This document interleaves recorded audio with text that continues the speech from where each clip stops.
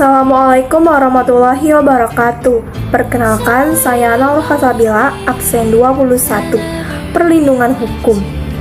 Perlindungan hukum adalah melindungi masyarakat dari ancaman bahaya yang datang dari sesama manusia, baik yang mengatasnamakan pribadi maupun kelompok atau lembaga.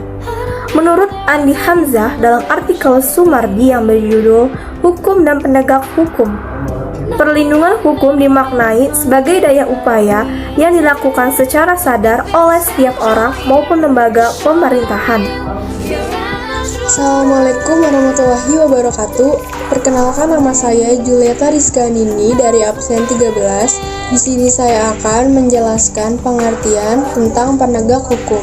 Penegak hukum adalah proses dilakukan upaya tegaknya nama-nama hukum secara nyata sebagai pedoman pelaku dalam lalu lintas atau hubungan hukum dalam kehidupan bernegara. Selanjutnya adalah unsur-unsur perlindungan hukum, yaitu adanya perlindungan dari pemerintah kepada warga negaranya. Yang kedua, jaminan kepastian hukum.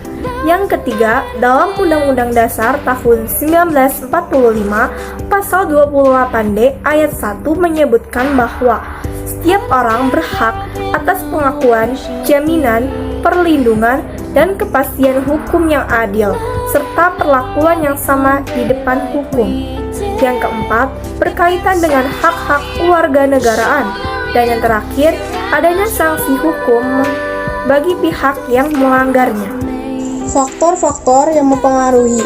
Pertama, ada hukumnya, yang kedua kebudayaan, yang ketiga penegak hukum, yang keempat sarana dan prasarana, yang kelima masyarakat.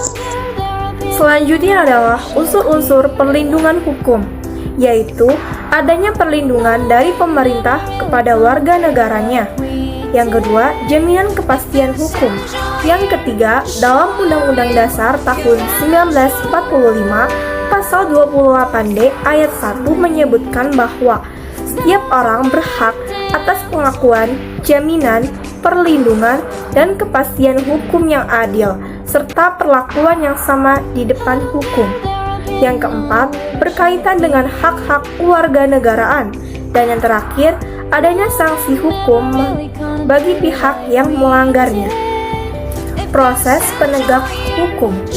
Perlindungan hukum dapat terwujud